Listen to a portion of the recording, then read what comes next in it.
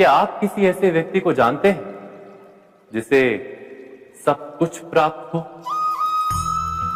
और हम जीवन की उस एक निर्बलता को जीवन का केंद्र मानकर जीते हैं?